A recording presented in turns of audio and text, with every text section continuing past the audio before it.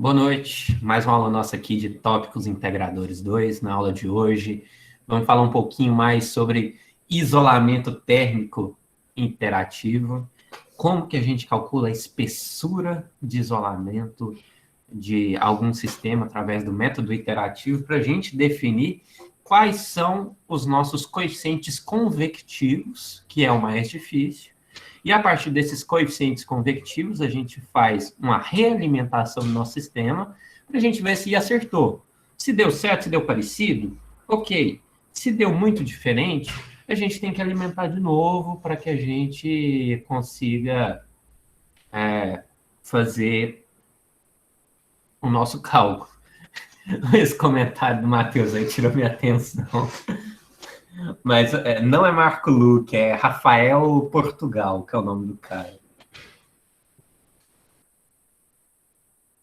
Mas você tirou minha atenção até assim, hã? Aqui na aula. Beleza, a gente está aqui na disciplina de geração de vapor. Já estamos praticamente aos 30 do segundo tempo na nossa disciplina. Já estamos aqui em isolamento térmico interativo. É dessas todas aqui, a que mais vai dar trabalho é essa de isolamento térmico interativo. Vou pedir para vocês fazerem um trabalhinho para mim sobre isso, mas não é porque ela dá trabalho que ela vai te dar um trabalho muito grande, porque eu vou pedir para vocês fazerem o trabalho no Excel ou em qualquer outro software que você tenha interesse. E quando a gente faz isso no Excel, fica muito mais simples fazer o recálculo. Você faz uma vez, fazer de novo é muito mais simples. A gente vai ter um trabalhinho sobre isso, vocês vão apresentar para mim em outra aula. Provavelmente não vai ser na aula que vem, não, vai ser daqui 2 aulas. Depois a gente vai ter recuperação de condensado. Por que recuperar o condensado é tão importante para a gente aqui no nosso sistema de distribuição e geração de vapor? E depois, trocador de calor. Calcular a eficiência, calcular a quantidade de calor que é trocado. Aquilo que a gente fez lá em refrigeração. A capacidade de um trocador de calor, a gente vai definir a partir disso aqui.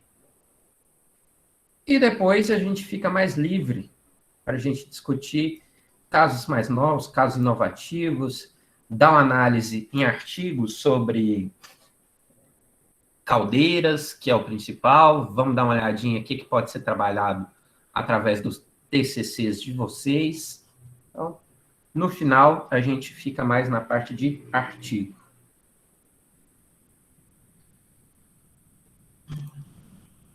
Beleza. Gente, olhando aqui essas imagens, me fale aí, Murilo, por que eu preciso ter um isolamento térmico numa casa?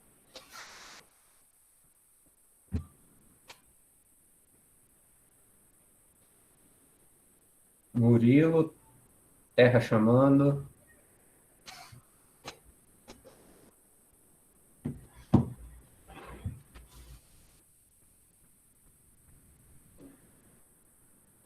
Eita, nossa. Gabriel Alves de Moraes.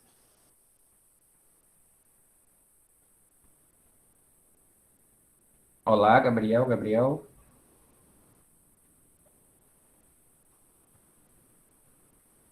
Gente, vocês...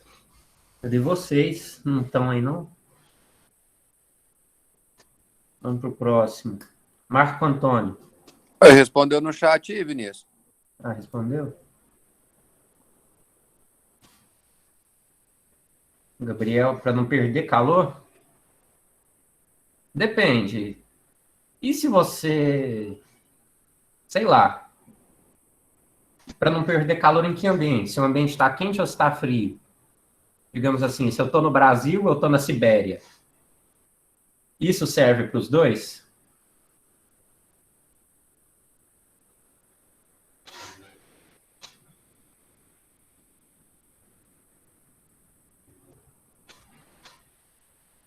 Isso aí, realmente, serve para os dois. Eu não quero perder o calor que está ali dentro. Mas eu também tenho uma outra função principal. Se por um acaso eu tô aqui lá, vamos ver, pensar um lugar bem quente aqui no Brasil. Qual que é aquele lugar quente, gente, lá no norte? Vazante. Na Vaza. Não, não é Ô, Vazante. vazante é quente, você sabia? Paracatu é quente Trem também. escondido no meio das pedras. Aquela cidade lá do Maranhão, Mato Grosso, como é que chama? Cuiabá. Cuiabá, lá é quente. Lá é quente pra demais. cacete. Imagina que você está em Cuiabá. E além de manter o seu ambiente ali numa temperatura uniforme, mas quase em regime permanente dentro ali da sua casa, você tem um outro efeito. Por quê? Você, por um acaso, quer que sua casa fique a 50 graus Celsius devido ao sol? O que vocês acham? Nunca. Então, Precisa nem de fogão. Exatamente. E para que serve um isolante térmico também, pensando nisso?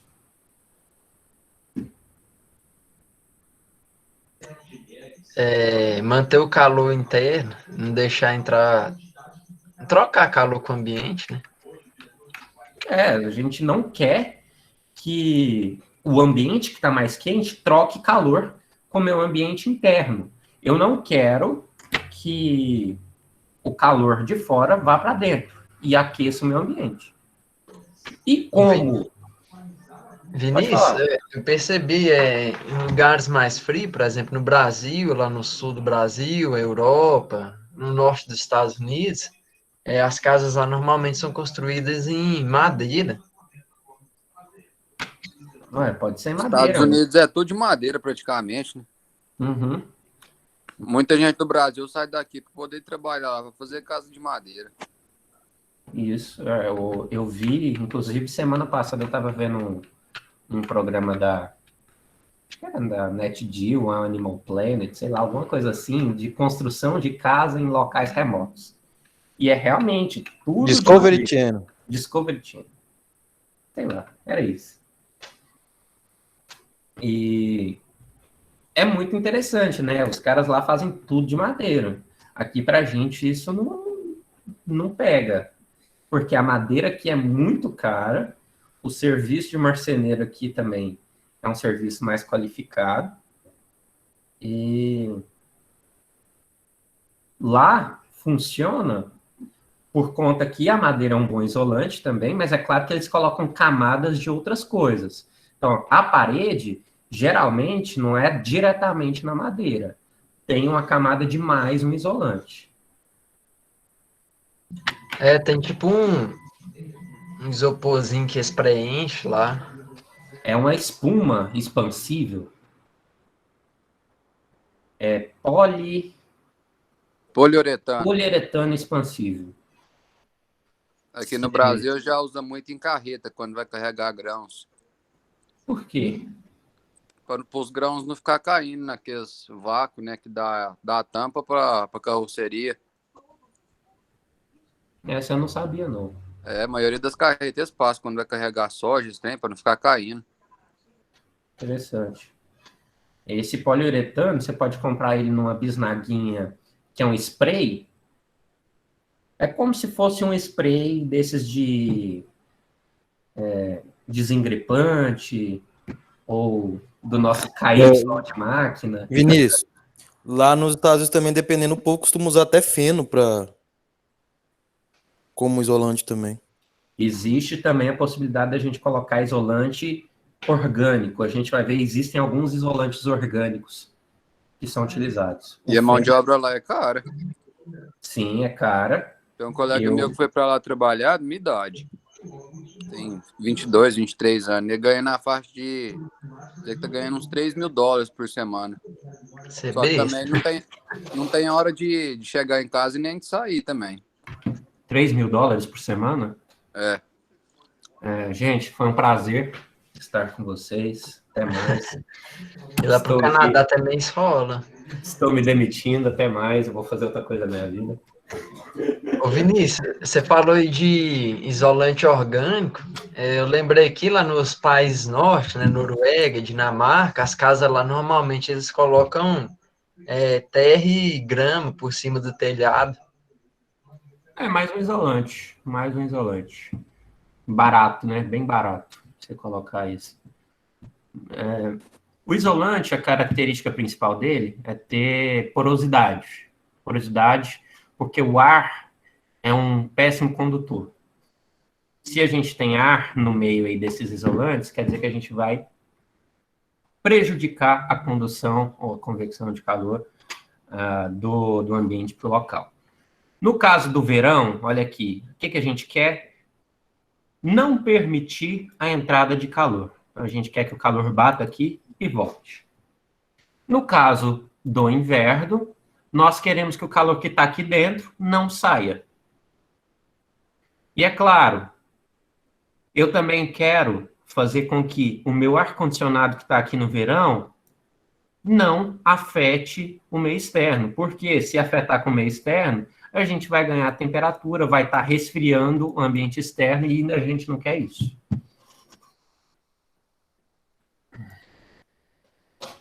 Beleza. O isolante térmico também pode ser o isolante acústico. O princípio é quase o mesmo. Então, o som,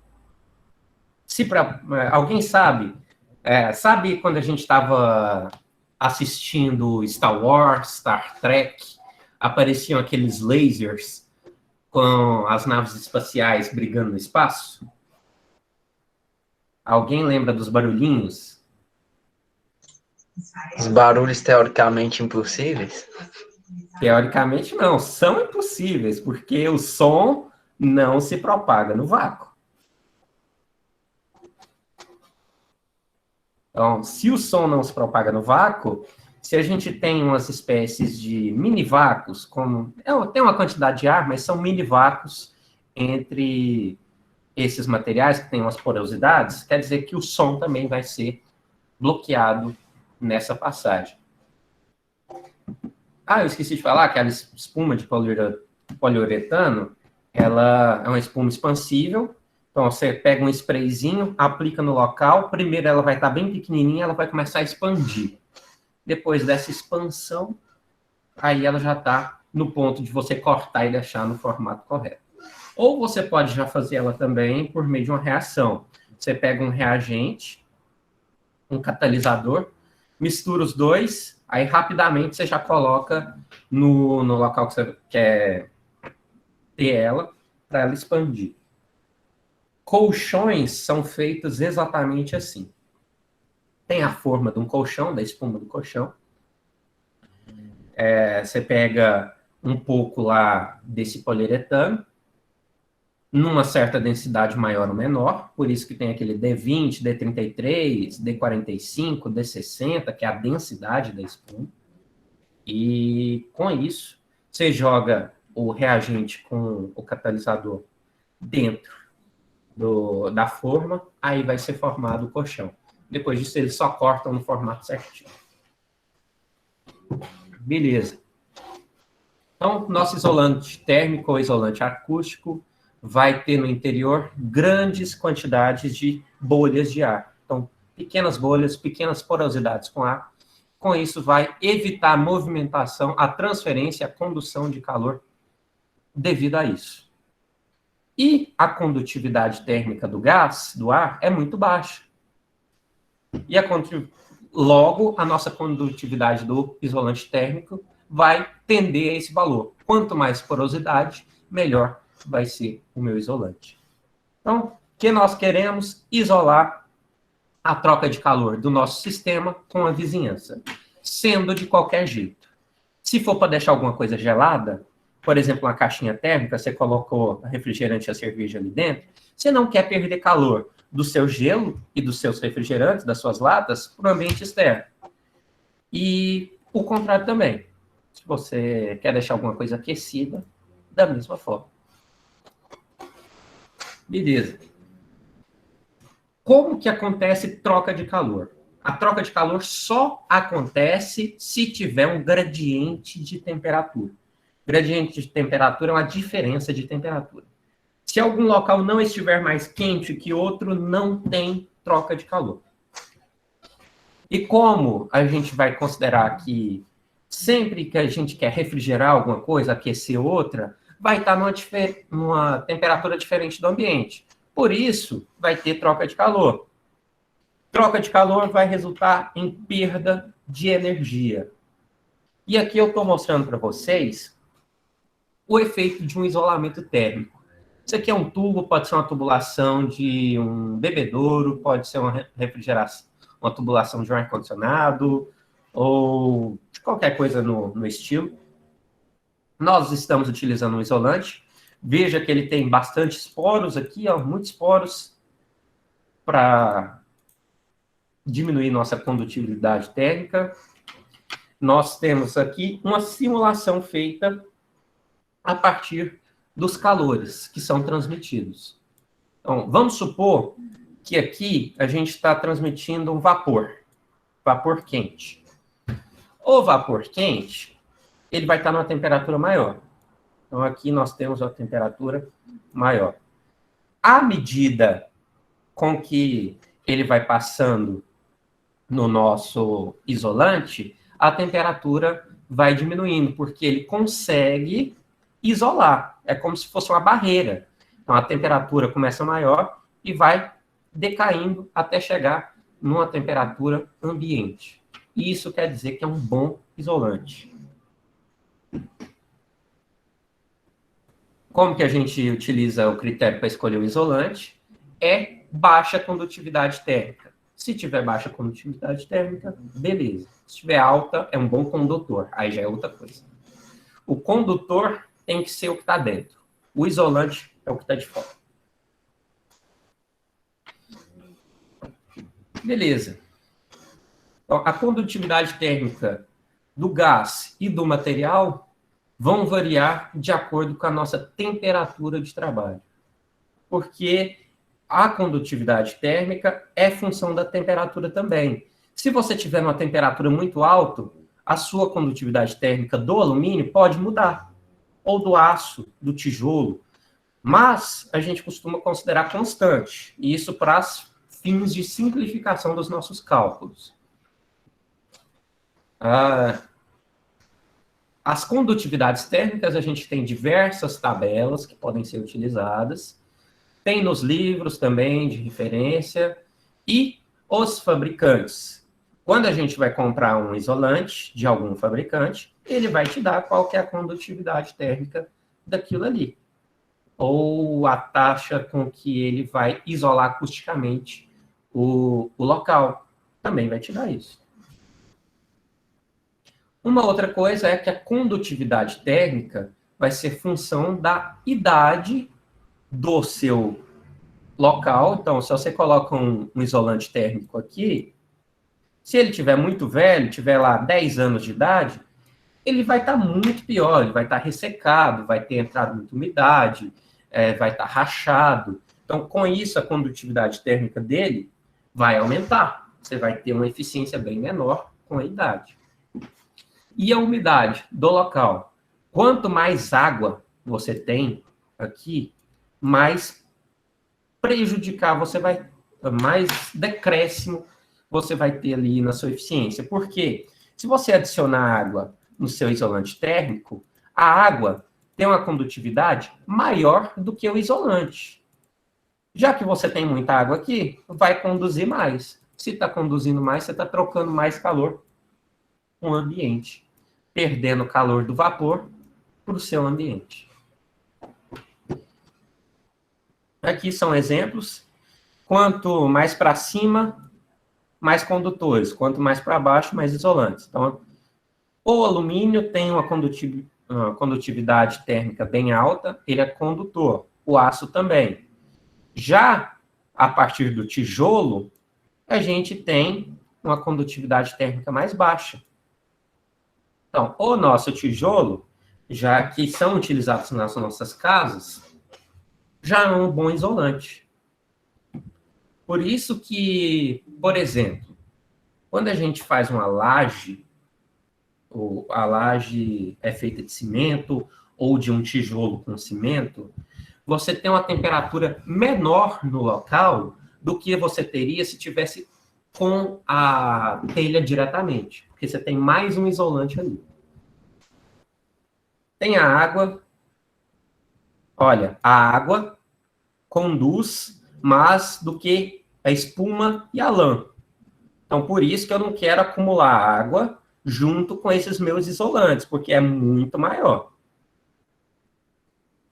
O ar é o melhor isolante. Então, por isso que a gente utiliza materiais com bastante porosidade, com ar dentro. Ok. Então, para a gente incorporar o gás aí, tem que ser poroso ou fibroso o nosso isolante. Eu posso encontrar o meu isolante na forma de flocos. E aí, quem viu falando lá que utilizou terra, feno, pode ser na forma de flocos também. Então, isso aqui é um dos exemplos. Pode ser na forma de fibra solta, de manta. Então, tem diversas opções que nós podemos utilizar. Essa aqui é a palha de arroz. A palha de arroz é bem porosa e, por isso, a gente pode utilizar ela para um isolante térmico. Aqui, ó, um material orgânico. Tem o bagaço de cana, também que se enquadra nessa categoria. Tem os flocos amorfos de lã de rocha, diatomita e vermiculita, são minerais. Que esses minerais, esses elementos aqui, têm bastante porosidade e, com isso, eles são considerados ótimos isolantes térmicos. Aqui é a foto de alguns deles.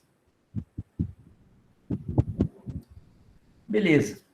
Tem também o tipo de painel rígido, ou que sejam semi-rígidos ou flexíveis, que são feitos com resinas, que são feitos em diferentes densidades, que são feitos em diferentes espessuras, dimensões.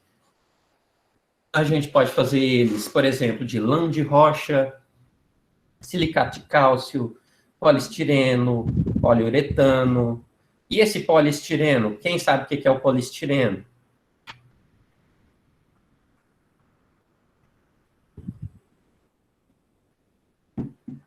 Hein, gente? Poliestireno. Isso é simples. Tá na imagem, gente. Cadê? O que é o poliestireno?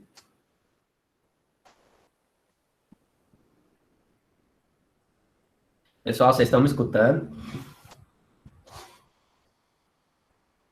Isopor, conhecido comercialmente como isopor, é o poliestireno. Ele pode ser feito com diversas densidades, diversas espessuras, formatos. Você pode colocar ele no formato que você já quer, ou você vai cortando e colocando do jeito que for mais simples. Você pode utilizar ele como uma forma de isolamento entre paredes. Então, você quer isolar mais o ambiente. Por um exemplo, você está morando na Sibéria ou no Alasca, está fazendo menos 45 graus Celsius. Menos 45 graus Celsius é muito pior do que 45 graus Celsius. Então, você vai precisar de um isolante muito bom. Você pode utilizar, então, essas chapas de poliestireno entre as paredes, tanto para que você isole termicamente e isole acusticamente o seu ambiente. E tem aquele poliuretano expandido, que foi aquilo que eu expliquei para vocês. Este é o poliuretano expandido. Eu não sei se o YouTube vai deixar eu postar isso de novo, porque a última vez que eu postei um vídeo com vocês, eu tive que retirar o vídeo, que o YouTube não deixou. Mas vamos ver, eu vou passar aqui para vocês. Isso aqui é o processo do poliuretano. A gente pega uma quantidade de um reagente com o outro, mistura os dois numa certa proporção, e com essa proporção você vai ter uma densidade diferente para espuma.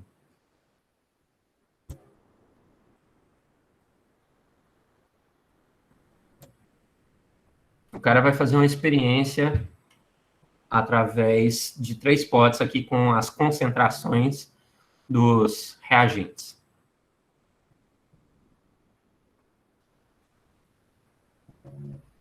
Então, aqui ele vai colocar 50 gramas e 50 gramas, no outro 25 e 75, no outro 75 e 25.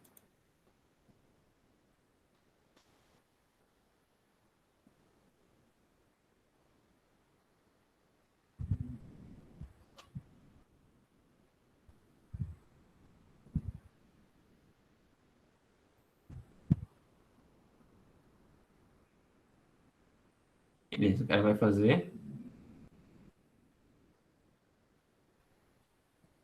Aí tá colocando uma quantidade de 1 primeiro, em cada um. Depois ele vai misturar.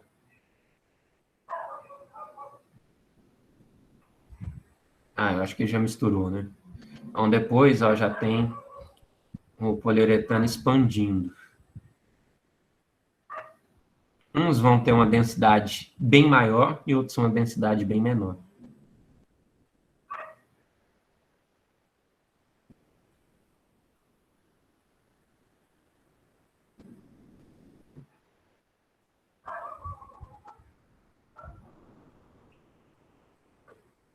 Ok, vamos lá. E aí, quem que vocês acham que é a mistura mais densa dessas todas?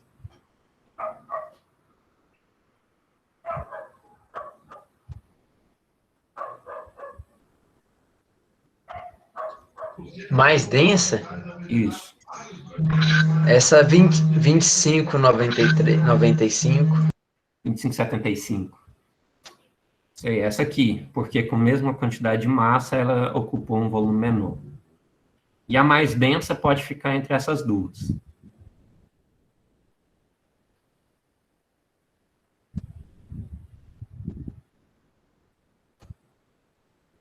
Então, ela ficou bem mais rígida. Diminuiu bastante a quantidade de ar. Então, quer dizer, me falem aí, se essa aqui é a que tem mais ar, ou essa aqui é a que tem mais ar, e essa aqui é a que tem menos ar, qual que vai ser a melhor isolante dessas todas aí? As duas que tem mais ar.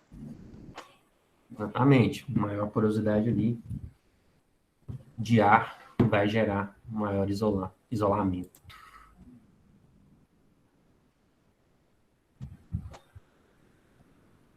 Essa aqui, ó, tinha uma quantidade um pouco maior de ar porque aumentou o primeiro componente. Então, ela ficou mais flexível porque tem um pouco mais de ar nela também.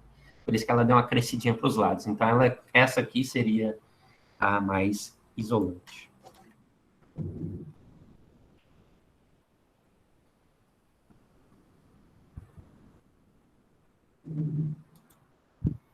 Ok. Beleza.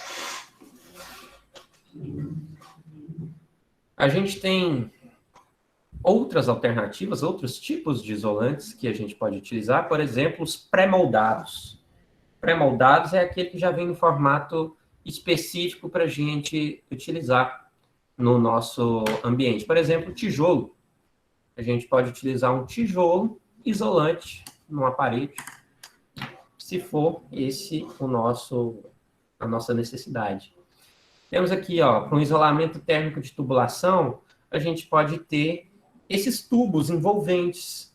Alguém já viu isso aqui, ó? Esses tipos de isolante em ar-condicionado? Já. Exatamente. Você compra esse material aí, depois você envolve o tubo do ar-condicionado para isolar ele. Inclusive, o nosso carro do bar já tem isso. Mas é só por funções de proteção.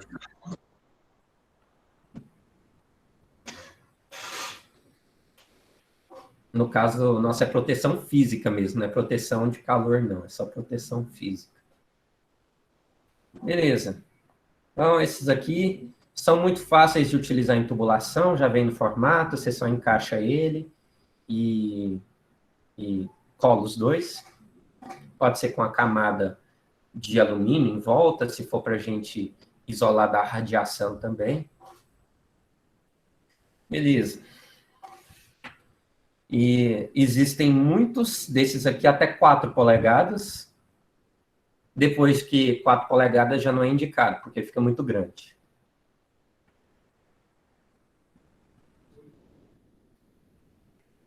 Pode utilizar também mantas. A gente pode utilizar como se fosse um cobertorzinho. Esse cobertorzinho que a gente vai chamar de manta serve para a gente envolver um tubo grande, por exemplo. Se for uma tubulação muito grande, a gente pega uma manta, vai passando várias camadas até envolver tudo. Pode ser feito de material fibrosos, como fibra de vidro, fibra de silicato, fibra de alumínio, lã de rocha, que é bastante comum também. Isso aqui é a lã de rocha. Pinica que só. Demais, né? Igual fibra de vidro, mesma coisa. Falou em fibra, pinica. Só não sei a de carbono, porque até hoje eu nunca peguei uma para falar se pinica ou não. A gente instalou essa lã de rocha lá em casa, que lá tem um estúdio de música. E montando ela no teto, nossa, caiu dentro da roupa, rapaz. Esse trem, quando você não toma banho, não sai. É uma coceira. O Vitor Moreira, ele adora fibra. Acho que o sonho dele é trabalhar com fibra. Ele tem uma boa experiência com isso. Acho que, sim, o sonho de criancinha dele é continuar trabalhando com fibra. Beleza. A gente pode utilizar isso em tubulação, duto, flange, tanque, então diversas aplicações. A gente pode envolver o nosso elemento com essa manta. E tem aqui também o nosso cimento expandido. Cimento expandido é um cimento que a gente incorpora uma grande quantidade de bolhas com mais um reagente químico ali para formar as bolhas. E com isso você vai ter um isolamento bem melhor do que se fosse o cimento sem nada. Então, tirei aqui dessa referência, se vocês quiserem dar uma olhada para que serve. Depois vocês deem uma entrada nesse site para ver isso. Esse cimento pode ser bem útil para a formação de isolantes em paredes, lajes, tudo isso. Ok, agora a gente vai falar um pouco mais da temperatura de operação, como que a gente isola isso. Vocês estão escutando meu cachorro aqui? Ou não? Se estiver escutando e atrapalhando, eu mando ele embora. Tô escutando nada, não. Também não. Deixa o dog aí, só tá de boa. Não, é que ele tá dormindo no meu pé aqui, roncando. Beleza. Quando a gente está analisando a temperatura da tubulação que nós queremos isolar, a gente tem 3 casos distintos. Primeiro, se essa temperatura for menor do que 0 graus, a gente vai estar trabalhando com fluido refrigerante ou em câmara frigorífica. Esse caso é de refrigeração. Mas tudo que a gente está vendo aqui serve para refrigeração. É a mesma coisa. Tudo que a gente vê aqui, refrigeração vale. Tem aquele caso também que está trabalhando numa temperatura acima de 0 ou numa temperatura de ebulição, ou numa temperatura que está trabalhando com vaporização, com vapor. Então, temos esses 3 casos. O nosso ar ambiente vai conter umidade. O material ele tem que ser impermeável a essa umidade para que não absorva a água. Se absorver essa água, e se tiver numa temperatura menor do que 0, o que vai acontecer? Cristalizar nos espaços. Então, onde que tinha ar, vai ter água. E, se vocês lembram bem, quando a gente cristaliza, solidifica a água, aumenta o volume. Se aumenta o volume, você vai gerar um efeito de propensão à falha por ruptura.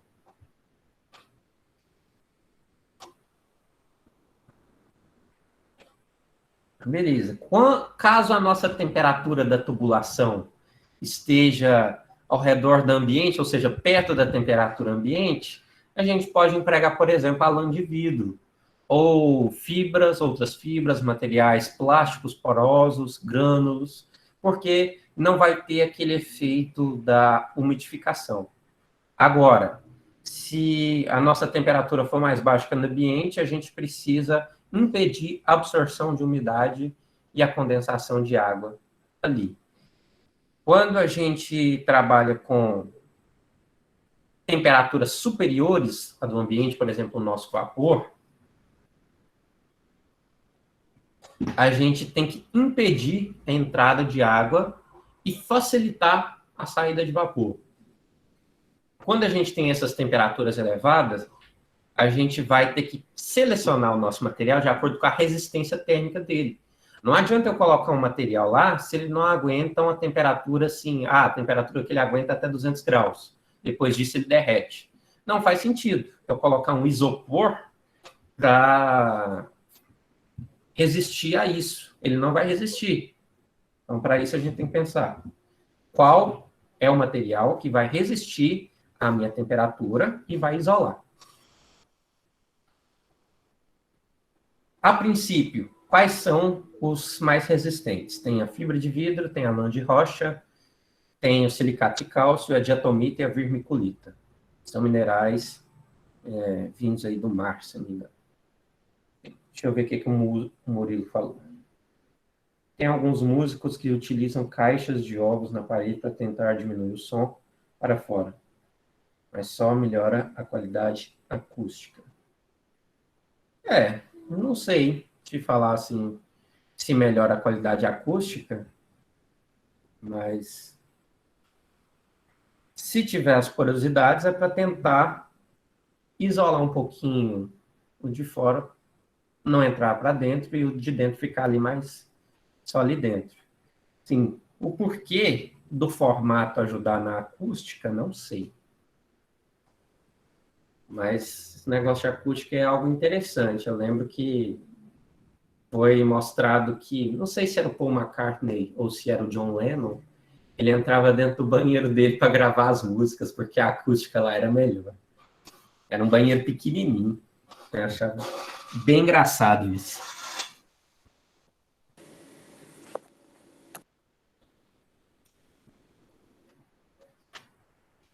Beleza. Aqui nós temos algumas tabelas de condutividades do ar para o vapor d'água.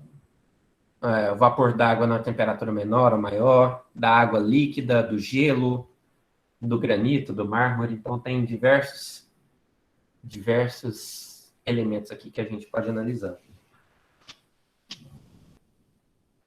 Pedra-sabão é aquela que tem bastante porosidade, não é?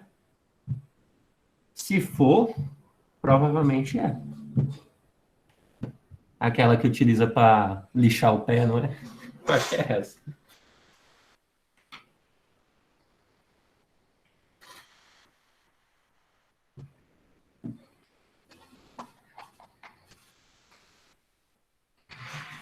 Não, deve ser. Tem bastante porosidade por conta disso. Quanto mais poroso o negócio, melhor para diminuir nossa condutividade térmica.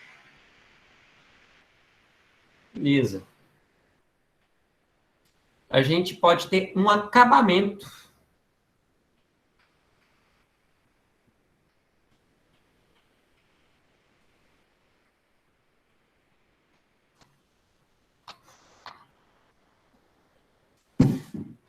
A gente pode ter um acabamento em volta desse nosso isolante. Por quê? Eu quero oferecer uma barreira para a minha umidade não passar. Então, se eu tenho lá um tubo de ar-condicionado de banco, que é um tubo quadrado, está passando lá, beleza. Eu posso ter um isolante nele, para não trocar calor onde que não é devido, por exemplo, no ambiente exterior, e vou revesti-lo com uma camada de alumínio para diminuir a troca de calor por radiação. Eu vou espelhar, digamos assim, o meu calor para ele voltar para o ambiente.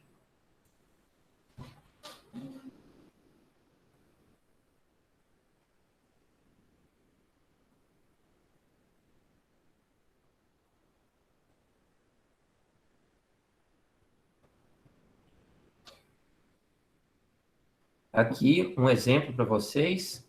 Então, essas tubulações são isoladas para isso, não só para evitar a radiação, você protege um pouco contra o fogo.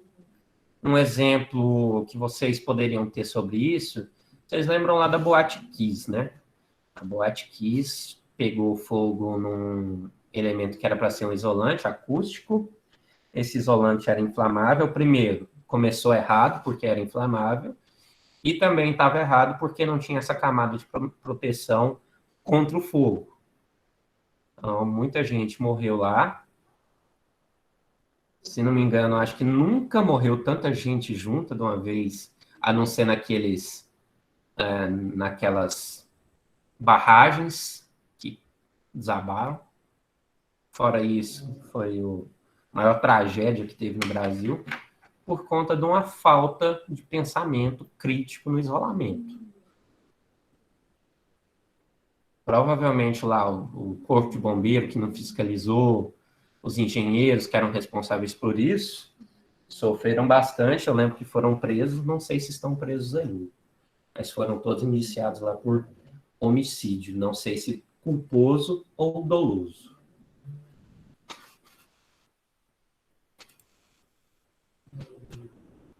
Beleza. Agora, com isso tudo aí, vamos definir nossas equações para que a gente comece a calcular isso tudo e definir qual que é o tamanho do isolante que a gente vai utilizar. Tem aqui uma tubulação. Notem, essa parte de dentro é a minha tubulação condutora de calor. É aqui a tubulação de aço para o vapor. Vamos supor que é essa aqui. E a de fora é a minha isolante. Essa grandona aqui, a isolante sempre vai ser maior do que a condutora. Essa região 1 é a região da face interna do meu tubo. Então, essa região aqui. A região 2 é a face interna da parede. Então, aqui eu fiz errado. Deixa eu apagar. Onde que é a borracha? Deve ser isso aqui. Fiz errado, gente. Desculpa. Região 1 é a região interna. Região 2 é a região da parede interna. Região 3 é a região da parede externa do tubo condutor. Região 4 é a parede externa do tubo isolante. E a região 5 é a região onde que tem o nosso fluido do ambiente. Normalmente isso aqui é o ar, onde está a nossa atmosfera. É aqui no 5. Lembrando, ó, 3, tanto é a parede externa do tubo condutor, quanto é a parede interna do tubo isolante. Então, nós temos um fenômeno de convecção de 1 para 2, depois tem condução, 2 para 3, condução, 3 para 4, convecção de 4 para 5.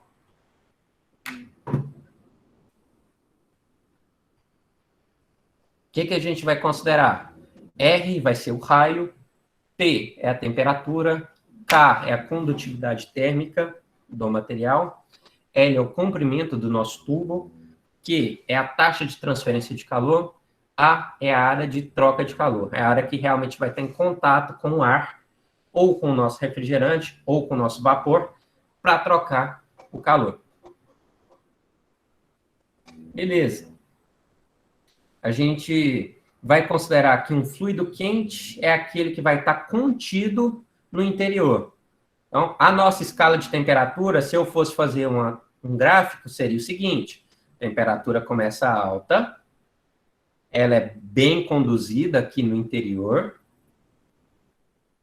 cai só um pouquinho nessa parede do meu tubo de 2 para 3, depois cai bastante de 3 para 4. Então, a nossa temperatura aqui é uma temperatura alta. Então, aqui é a nossa fonte de calor, de vapor. E aqui vai ser a temperatura mais baixa, porque caiu.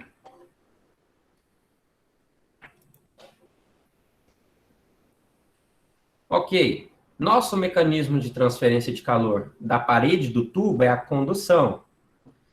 E considerando uma transferência de calor unidirecional, ou seja, ela vai ser a partir do raio, então, aqui, unidirecional vai ser igual em todas essas áreas, todas essas direções aqui definidas pelo meu raio. Com isso, eu calculo a quantidade de calor através da condutividade térmica, área, a diferença de temperatura através do raio. Então, o raio é isso aqui, ó. Esse é o R. Então, a diferença, a condução de temperaturas nesse local vai dar esse delta dTdr. Substituo a minha área pelo que ela é, que é 2πr vezes L. É o perímetro vezes a largura. Integrando isso, resolvendo para cada região, vai dar o seguinte. Ou seja, eu vou ter uma equação de 2 para 3, uma equação de 3 para 4. É onde está acontecendo a condução. Primeiro aqui e depois aqui. De 2 para 3, a gente vai ter essa resolução com Ln do raio 3 sobre o raio 2, e as temperaturas 2 e temperatura 3. Lembrando, ó, K23. O K23 é do condutor. Então, esse é o K23. E, depois do período de 3 a 4, é do isolante. Então, é o K34. Vai ser T3, T4, R4, R3. É claro que aqui vai ser muito menor do que o outro. Então, muito menor. Porque aqui é para isolar e aqui é para conduzir. A transferência de calor por convecção, vocês lembram, que nem eu falei para vocês, vai acontecer aqui ó, de 1 para 2 e de 4 para 5. Então, vai acontecer através do fluido, do vapor superaquecido que está passando aqui dentro, e também lá com o ambiente. Como que a gente calcula a quantidade de calor por convecção? HA delta T. O H é o nosso coeficiente filme. Então, vai ser o H de 1, 2, porque aqui tem convecção, e H de 4, 5, porque aqui tem convecção também. Sendo que um vai ser a área 2 e o outro vai ser a área 4. Que a gente vai utilizar com as temperaturas respectivas. Para isso, a gente vai definir o coeficiente global de troca térmica. Vocês já sabem o que ele é. É aquele coeficiente que a gente engloba todos os fenômenos de transferência de calor, tanto de condução quanto de convecção. A partir dele, a gente calcula a quantidade total de calor que foi transferida aqui até aqui. Então, esse Q total, nossa taxa de calor que vai transferir. A J é a área da nossa troca de referência, que vai se referir ao que a gente está querendo olhar. Por exemplo, se for de acordo com a área interna, então vai ser UI, e aqui vai ser a área interna. Delta T total é a diferença total considerada. Se por um acaso aqui a gente está querendo saber de 1 para 5, vai ser de 1 para 5. Ou se quiser só de 1 para 2, vai ser 1 para 2. Se quiser de todo o processo, então a gente tem que fazer toda essa diferença. Então, T1 menos T5 vai ser igual a isso aqui. Todas essas diferenças, de 1 para 2, de 2 para 3, de 3 para 4, de 4 para 5.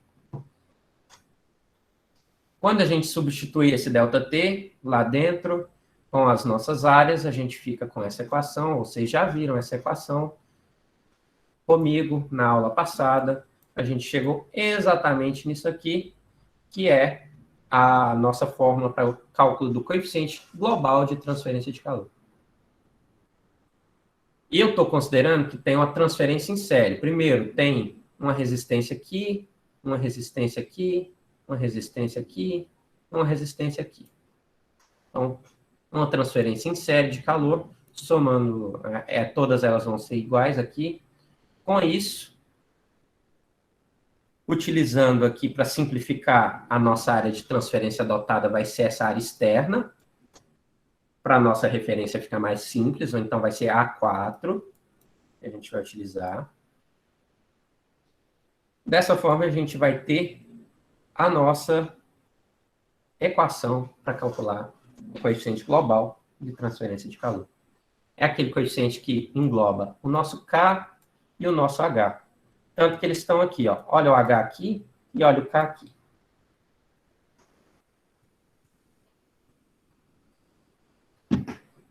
Essa é a nossa transferência de calor. Se eu quiser calcular a taxa de transferência, que é o Q, vocês lembram que era só multiplicar ali pelo inverso disso, e com isso a gente encontrar essa equação. Quantidade de calor total. Se não tivesse nenhuma camada de isolamento, o que a gente teria? Não teria nem 3 aqui para 4. Então, eu teria que tirar essa parte de 3 para 4. Tirando a parte de 3 para 4, ficaria um pouco mais simples, menor a minha equação. Então, o meu Q ficaria um pouquinho menor por conta disso.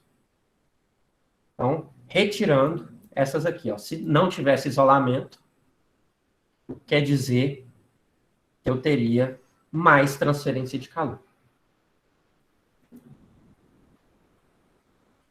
Ok. Existe como eu definir para vocês o que é uma condutividade máxima de um material isolante. A gente sabe que a nossa área pode aumentar com a espessura do isolamento. Então, a gente está aqui com esses exemplos. Olha, eu tenho o meu condutor aqui e um isolante desse tamanho. Se por um acaso eu utilizasse um isolante desse tamanho, chegaria num ponto que não ficaria mais viável para a gente utilizar isso. Por quê? A área seria tão grande que ia trocar mais calor do que isolar. Então, a gente tem um valor ótimo para que a gente consiga chegar numa área, num valor de espessura econômico. Então, a partir de uma certa espessura, não tem mais efeito o nosso isolamento. A gente pode colocar um isolamento muito grande, que vai até piorar o nosso caso. Beleza, então com a aplicação do isolamento, nossa taxa de transferência de calor vai passar a ser dada por Q'. E para o nosso efeito ser realmente efetivo, o nosso Q', que é o nosso novo, vai ter que ser menor do que o Q. Para aí a gente encontrar qual que vai ser o nosso valor correto. Então, isso vai acarretar nisso lá nos nossos valores dessa equação. Só que o H45 e o H35 são exatamente a mesma coisa. Então, a gente simplifica um pouquinho nossa equação para que a gente defina o que é a espessura econômica do isolamento. Espessura econômica do isolamento é aquela que a gente sabe que tem que isolar para não perder calor. Mas só que nós sabemos que cada vez mais que a gente aumenta uma espessura, fica mais caro da gente instalar. Então a gente tem que fazer essa conta. Gente, qual que é a espessura melhor possível para eu considerar o custo que eu perderia de energia e o custo que eu vou ter que gastar para isolar o meu sistema? Quando nós temos a junção dessas duas curvas, a gente vai ter a curva da espessura econômica. A espessura econômica vai estar bem aqui embaixo. Então, onde que ela estiver menor, é onde que a nossa espessura econômica é o melhor valor. Então, é o seguinte, vamos dar uma analisada nesse gráfico. Eu tenho aqui o custo de perda de energia. É aquele custo, por exemplo, se por um acaso eu não utilizar nenhum isolante, eu vou ter muita perda de energia. Olha aqui, ó, o valor altíssimo para uma espessura de isolante muito pequena. Então, eu tenho um valor muito alto. À medida que eu vou aumentando meu isolante, o meu custo de perda de energia, perda de calor, vai diminuindo, até chegar a ficar mais ou menos estável lá no final. Só que eu tenho o custo de comprar isso aí para colocar lá na minha tubulação. Esse custo, ele começa em zero, porque se eu não colocar nada, eu não tenho custo nenhum. Mas à medida que eu vou colocando uma espessura, meu custo vai aumentando. Então, esse gráfico aqui pode ser um pouquinho diferente. Depende do fabricante. Ele que tem que te passar os valores e você traça esse gráfico. Essa reta aqui, esse traço. Pode não ser uma reta. Pode compensar mais uma espessura maior ou pode compensar mais uma espessura mediana. Depende da máquina deles. A partir desses dois, é gerada uma espessura econômica. Com essa espessura econômica é onde que a gente vai definir qual é o menor valor possível, considerando esses dois. Então, essa região é a nossa região econômica. É nesses valores de espessura aqui, ó, que a gente tem que trabalhar para que o nosso problema seja o melhor possível. Aí vai de você. Ah, eu quero um pouquinho mais barato no início, então você pode ficar aqui nessa faixa mais de cá. Ou você quer que gaste menos energia, então você fica mais nessa faixa de cá.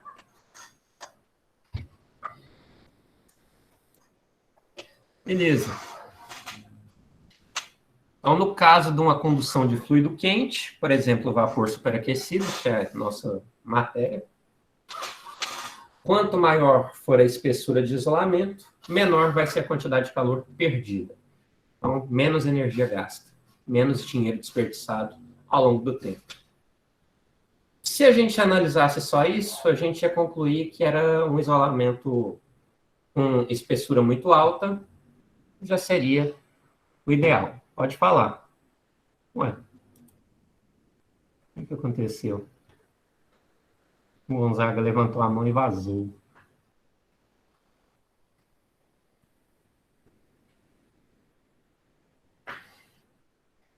Mas só que não é isso, né, gente? A gente sabe que o tempo de investimento, para a gente amortizar o investimento, é muito relevante, o payback do nosso investimento. Se eu falar para você, olha, esse sistema aqui não vai perder energia nenhuma, mas vai custar R$1 milhão para você instalar. Aí você já vai pensar, poxa, será que eu tenho R$1 milhão para gastar de uma vez? Então, dessa forma, nós temos que pensar no meio termo. Então, essa espessura econômica vem de encontro a isso. Isso aqui é mais um exemplo. Custo do isolamento e o custo total do nosso custo da perda de calor, vai caindo à medida que a gente aumenta a espessura, e o custo do isolamento vai aumentando à medida que a gente aumenta a espessura. Se a gente faz uma conta com esses dois, a gente consegue ter um valor ótimo de custo total do meu implemento, levando tanto em conta da perda de calor e gasto maior de energia, e também o gasto maior com o nosso isolante. Beleza. Então, considerando a perda de calor no isolamento, essa aqui é a nossa equação, nós já vimos isso. Simplificando aqui, nosso coeficiente global de troca térmica em relação ao raiz térmico, considerando só a condução e a convecção, ignorando a radiação, vai ficar isso aqui. E a partir disso, a gente vai definir, de novo, aquelas equações que nós já vimos lá de Nusselt, Grashof, de Prandtl, e através delas a gente calcula o nosso H, que é o mais importante. Para que a gente estime o H aqui é tudo que é mais importante, o H, que é o coeficiente de transmissão de calor por convecção. A metodologia de Hollmann e ainda de outros autores, a gente tem uma convecção livre por cilindros, ou seja, tubulações de vapor que estão inclusas nisso, a gente utiliza essa equação de Church-Tuil. Eu mostrei ela para vocês na aula passada. Nós fizemos até alguns exercícios. Temos que calcular o número de Nusselt através do número de Grashof, número de Prandtl, para essa faixa de valores. Então, calculando isso, e isso aqui, a gente joga no número de Nusselt. Com o número de Nusselt em mãos, a gente consegue calcular o H.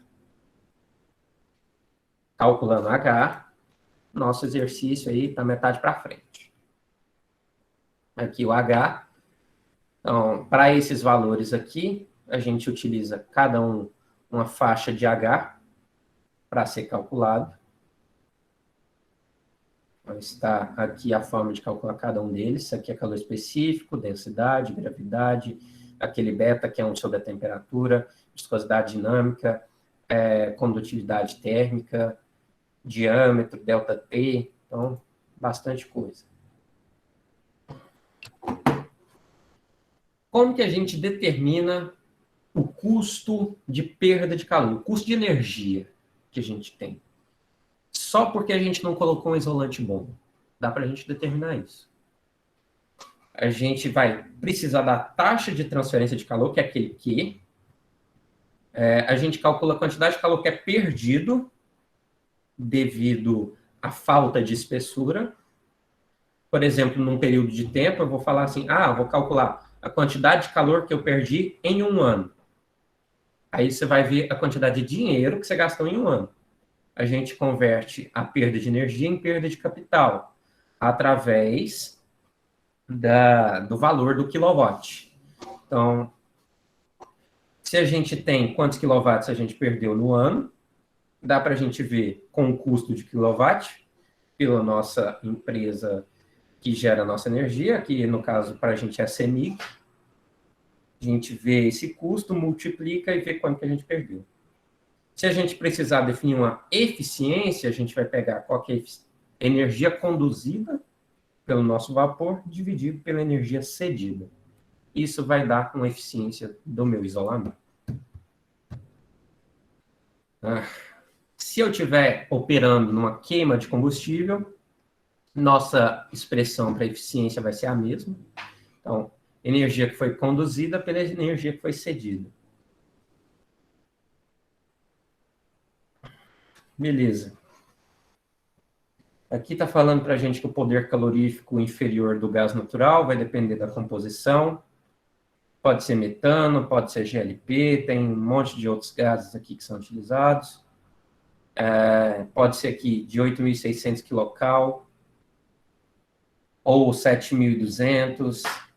Isso vai variar bastante de gás para gás, que é utilizado dentro para acontecer a combustão ali na caldeira. Então, só tem muitos valores. Então, aqui foi feito para a gente... Lá em 2006, isso aqui valia, mas hoje é claro que não. Isso aqui aumentou 10, 30 vezes. O preço do gás natural ficou aproximadamente em 0,13 por quilogramas. Esse valor hoje em dia é muito maior, tá? O valor que você gasta num quilograma de gás natural. É só você fazer a conversão aí do preço de um botijão de gás. Por exemplo, um botijão de gás aí que tem 13 quilos, se não me engano, hoje em dia está uns 95, 100 reais, não é? Então, se a gente fizer essa conta, isso aqui aumentou demais. E eu posso fazer também, olha aqui, ó, o preço que é cada quilograma, o preço de energia fornecida por cada quilograma de gás, e com isso eu vou ter um preço por quilowatt. Se eu tenho um preço por quilowatt, isso vai facilitar muito na hora de eu fazer um gráfico para gerar minhas contas. Beleza. E se eu não tiver uma eficiência total, se eu tiver perdas, eu ainda tenho que dividir isso pelas minhas perdas, que é a minha eficiência, E assim eu vou encontrar um preço de perda de calor. Aqui eu coloquei para vocês só um preço mais atual dos gases, né? De gás natural, dessa Copergás, por metro cúbico. Então, o que você tem que fazer? Ver qual que é a densidade do gás, multiplicar isso aqui e ver quantos quilogramas tem em um metro cúbico. Beleza. Então, a gente vai pegar o nosso preço de isolamento, vai determinar a nossa espessura, o preço de acabamento, a soma desses preços, a gente vai pegar o preço total e vai definir aquele gráfico. Para ver em quanto tempo que a gente retorna o nosso investimento. E a gente vai fazer esse cálculo muitas vezes, sucessivas vezes, porque a gente vai errar e vai voltar para calcular o H de novo. Vai errar, vai calcular de novo, até achar um valor correto para que isso seja verdadeiro. Beleza. E por fim aqui, antes da gente fazer nosso exercício, tem o raio crítico de isolamento. Esse raio crítico é um raio onde que a gente tem a perda máxima de calor pelo isolamento. Então, a gente não quer atingir esse valor do raio crítico. Se a gente atingir ele, tem muita perda de calor. Beleza. Como que a gente calcula isso? Através de um aumento de área, que vai gerar mais troca térmica, e com esse aumento de troca térmica, você vai ter esse raio crítico. O raio crítico é através dessa condutividade e desse coeficiente de filme. Beleza. Finalmente, saímos da teoria, agora vamos para o exemplo. Esse é o maior exemplo que vocês vão ter. Não sei se vocês já fizeram um exemplo tão grande na engenharia. Vamos ver. Vamos supor, a título de exemplificação, que temos uma linha de vapor d'água de 3/4 de polegada, conduzindo vapor a 2 atmosféricas manométricas. Então, essa aqui é a nossa pressão, tamanho. Consideramos que essa linha esteja exposta ao ar tranquilo, na temperatura ambiente de 20 graus Celsius. Tem um comprimento de 30 metros e esteja disposta na horizontal. Consideramos ainda que a energia utilizada pela indústria seja elétrica e que custe 0,19 ou 19 centavos por quilowatt-hora. Consultando uma tabela de vapor, teremos que a temperatura do vapor é 132,9, através aqui de uma temperatura para 2 atm. Deu algo parecido. Aqui o exercício deve ter pegado uma tabela diferente. A gente vai considerar essa temperatura para ser a temperatura da parede T3. É o seguinte, nós temos lá o tubo condutor, que vai chegar no 2, e o tubo 3, que está aqui, 2, 3. A gente vai considerar que essa é a temperatura do 3 também. Vou voltar aqui só para mostrar isso que ficou ruim o meu desenho. Aqui, ó. Essa é a 1, essa é a 2, essa é a 3. Eu estou falando que a temperatura do vapor é a mesma temperatura de 3. Porque, já que isso aqui é um bom condutor, eu vou falar, essa temperatura é igual a essa.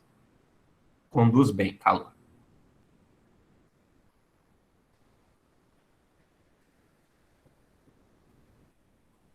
Beleza. Para essa faixa de temperatura, podemos selecionar o isolante na forma de tubos bipartidos de lã de vidro da Isover Saint-Gobain, com acabamento na forma de chapa corrugada. Então, eu vou pegar os dados desse fabricante para que a gente resolva o exercício. Depois, no exercício que eu vou passar para vocês, vai ser de outro fabricante, aí tem outros valores. E esses valores aqui estão desatualizados, ó, de energia está muito baixo. Mas, como era o exemplo, preferi utilizar ele. Vou fazer o seguinte, vou começar passar o exercício, vai dar para eu passar uns 20 minutos do exercício, depois eu paro e continuo na aula que vem, porque o exercício tem pelo menos 1 hora. Então vamos de pouquinho para não queimar os neurônios.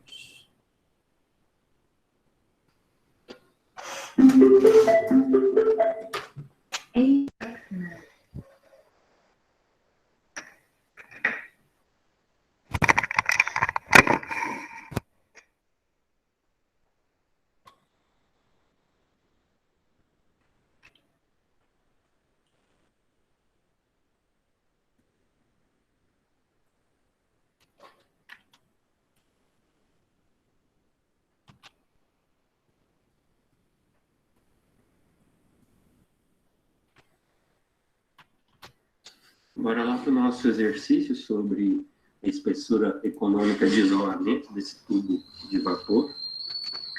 Nós vamos considerar aqui que a gente está trabalhando com vapor saturado. Foi dado para a gente que o vapor está a 2 atm. Então, vamos começar com esse dado. 2 atm. Isso vai ser em Pascal 2 vezes a nossa pressão exercida pela atmosfera, que era 101 mil e alguma coisa, deixa eu ver, 101,3, se não me engano. Então, 2 vezes 101,3 kPa. Aqui a gente vai ter 202,6 kPa. Essa é a nossa pressão. Vou considerar, isso aqui é vapor saturado. Para isso, então eu vou pegar esse valor de pressão, vou lá na minha tabela de saturação e encontrar qual é a temperatura. A temperatura aqui que a apostila encontrou é um pouquinho diferente da temperatura lá das nossas tabelas. Mas quando vocês forem fazer a atividade, utilizem o valor exato que está lá na tabela. Por aqui, ele encontrou 132,9, sendo que, na verdade, era para ser 120 e pouquinho, 121 mais ou menos. Mas ok, beleza. Agora, nós temos essa temperatura, é a temperatura do nosso vapor. Nós temos também a pressão. Foi dado para a gente qual que é o custo em quilowatt de energia. Então, o nosso custo é 0,19 centavos por quilowatt-hora. A temperatura ambiente, então vou chamar de temperatura T5, que é a temperatura ambiente, 20 graus Celsius. Temos uma largura de 30 metros de comprimento do nosso tubo na horizontal. E a gente tem que determinar toda a perda de calor e também qual é a espessura econômica que nós vamos utilizar para esse nosso problema. Para isso, a gente vai começar desenhando o nosso tubo. Então, o tubo, ele é composto, primeiro, a parte central, que é o nosso tubo condutor.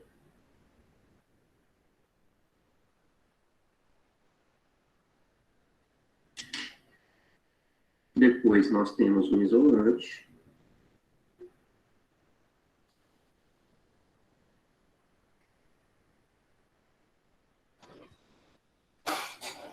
E depois o ambiente.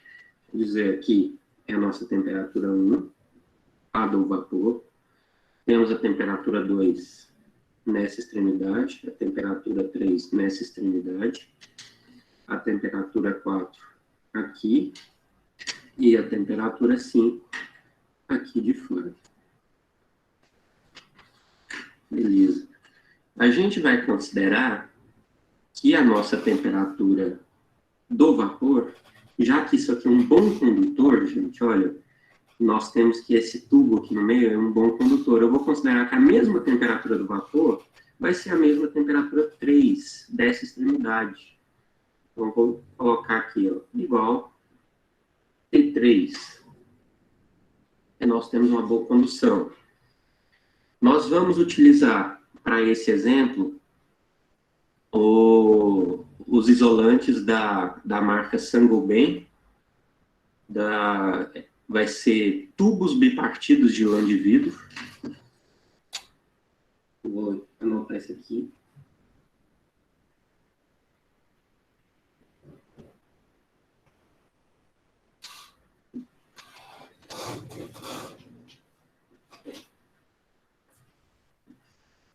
Isso da Isover.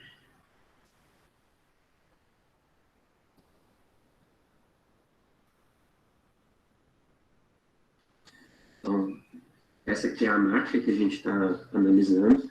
Existem outros também, eu vou passar para vocês utilizarem um exemplo depois da Polypex, para vocês utilizarem uma tabela e verem como é que a gente pega esses valores todos. Beleza. E vai ter também mais uma chapa de alumínio para evitar radiação.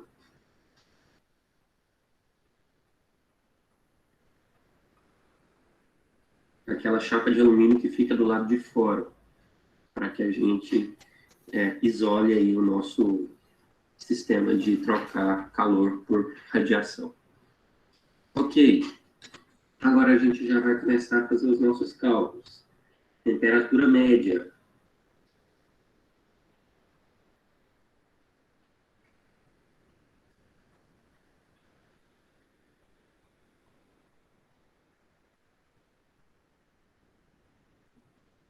Nossa temperatura média do isolamento vai ser somar as nossas duas temperaturas e dividir por 2, é uma média. Para isso, então vai ser 132,9 mais 20 graus Celsius dividido por 2. Fazendo essa conta, a gente vai ter 76,5.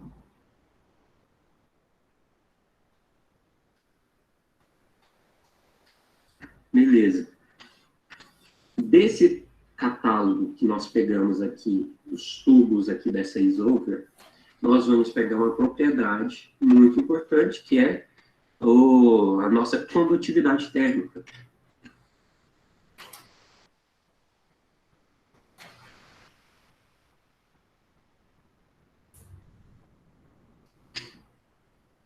Lá do fabricante que nós pegamos isso. Vai ser K é igual a 0,037 watts por metro vezes Kelvin. Kelvin não, acho que Celsius. Beleza, temos isso.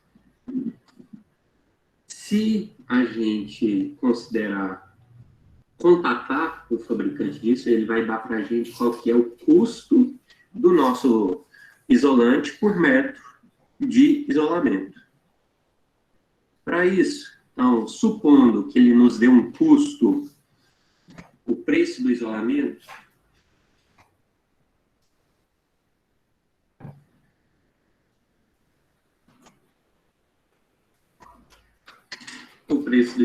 que foi passado para a gente foi de... Esse preço está muito atualizado, viu, gente? Muito atualizado. 0,4624 por milímetros de espessura de isolamento por metro de isolamento. Quer dizer, a cada milímetro que eu coloco aqui de espessura e a cada metro eu tenho que multiplicar. Então, se, por exemplo, eu tiver 10 milímetros e 1 metro, eu teria que multiplicar isso aqui por 10 vezes 1. Ou se eu tivesse os 30 metros e 10 milímetros, então, se eu multiplicar isso aqui por 10 milímetros, depois eu multiplicaria pela quantidade de metros que tem na minha aplicação. E a chapa de alumínio, isso aqui é o tubo isolante. A chapa de alumínio vai ser um custo de Deixa eu ver aqui. R$ 34. R$ 34 por metro quadrado de chapa de alumínio.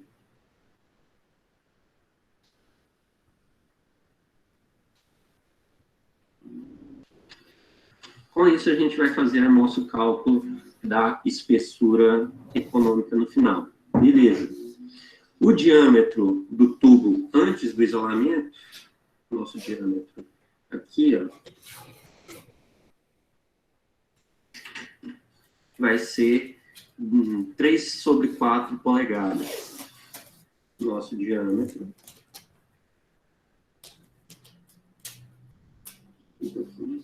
O D vai ser 3/4 polegadas. Isso transformado para metros, nós encontramos esse valor aqui. 0,01905. Beleza. Vamos dividir isso aqui por 2 para achar o raio.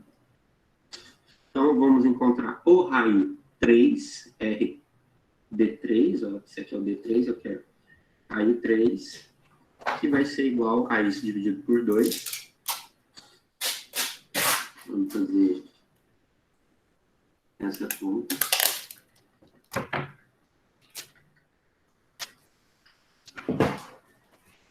Zero 0,009525 metros. Raio 3 determinado.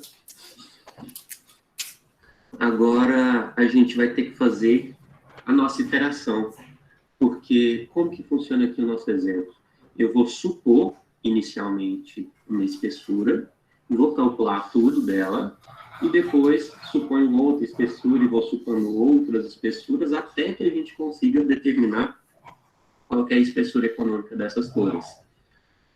É claro que esse exemplo aqui eu estou fazendo na mão, mas isso, o ideal é você colocar numa planilha do Excel, por exemplo, para fazer tudo automaticamente. Aí você vai precisar mudar pouca coisa para calcular isso. Beleza. Então, vou escolher a espessura de isolamento.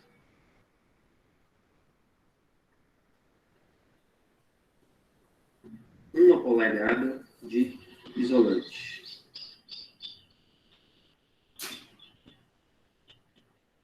Depois a gente tem que fazer com outros.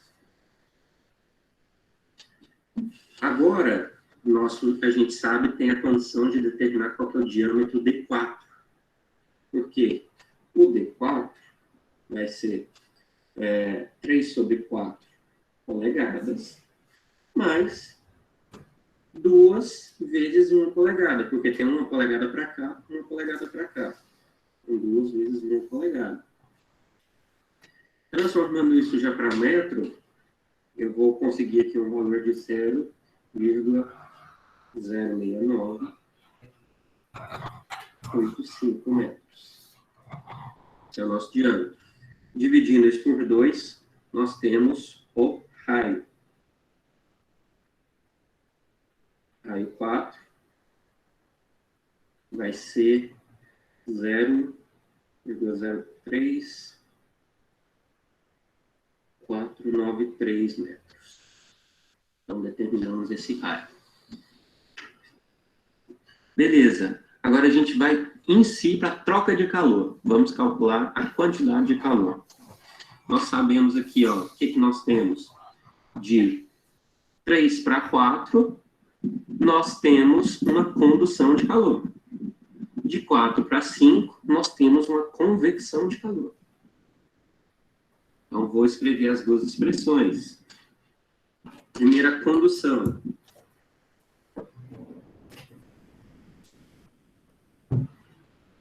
De 3 até 4. E 3/4. Lembrem que nós já determinamos essas fórmulas.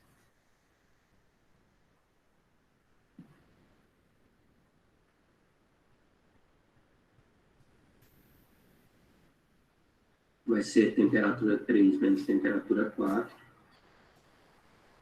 Isso tudo dividido por Ln de R4 sobre R3. Isso é a condução. Agora vamos ver para a convecção.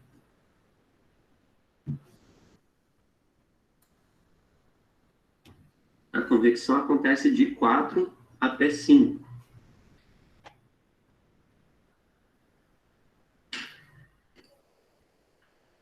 Esse aqui é 4, 5. É o H45. Isso aqui é o mais difícil de determinar. Vezes a área 4. Vezes a nossa diferença de temperatura, T4 menos T5. Lembrando, o que é a área 4, gente? A área 4, 2πrl. Vai ser o perímetro vezes o comprimento. Vou deixar aqui embaixo. A área 4, 2π vezes R4 vezes L. O perímetro vezes comprimento. Beleza. Temos isso. Só que a gente viu também que, como isso aqui está em série, gente, primeiro nós temos as resistências em série aqui, tanto de condução quanto de convecção, como se eu tivesse aqui primeiro uma condução, depois uma convecção. A gente tem um R de condução, depois um R de convecção. Nós vimos que a gente consegue igualar essas duas formas. Deixa eu mostrar aqui.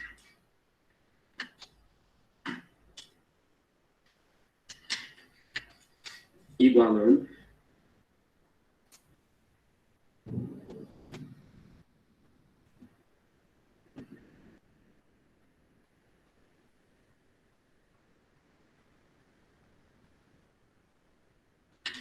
As duas estão em série.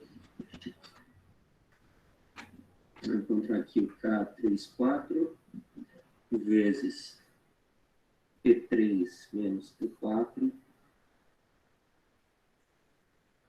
Ln de R4 sobre R3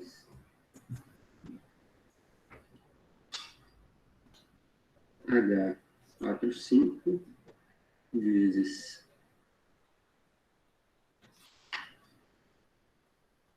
deixa eu ver aqui vezes R4 vezes P4 menos P5. Gente, por que não existe mais aqui 2π e L? Porque o 2πL que estava aqui na área foi cancelado por esse 2πL que estava aqui. Por isso que ele não aparece na nossa fórmula mais. Ok. Com isso, nós temos aqui o K34, temos essa temperatura T3, só que a gente não sabe a temperatura T4, que é a temperatura da extremidade do isolamento. A gente tem que determinar ela. Para isso, a gente tem duas incógnitas, tanto o H quanto o T4. Nós não temos. Então, a gente tem que estimar.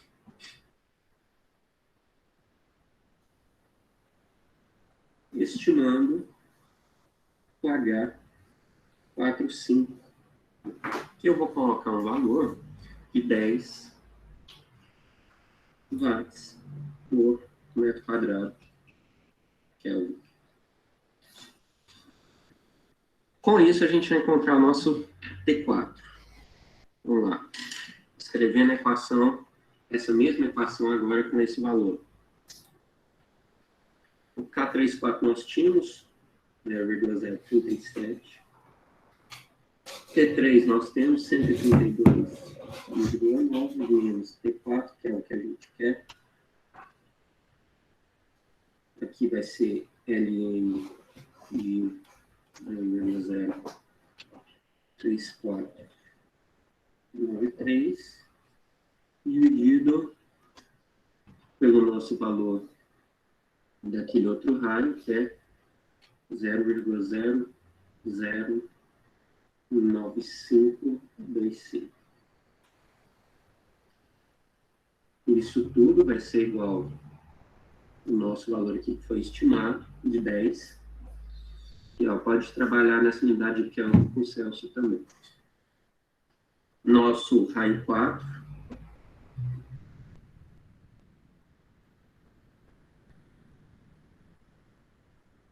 Três, 4, 9, 3, isso.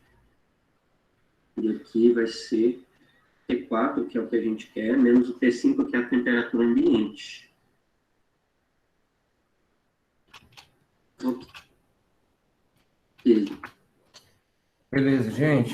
Vamos encerrar por aqui, porque é grande. Depois, próxima aula, qualquer coisa eu volto um pouquinho aí para eu comento o que foi feito até o momento. Depois a gente já continua na próxima aula. Mais de 30 minutos de vídeo? Não, esse é o primeiro vídeo. Tem esse de 32 minutos, 33, depois tem mais um de 5, depois tem mais um de 26, tem mais um de 5 depois. É grande, é bem grande.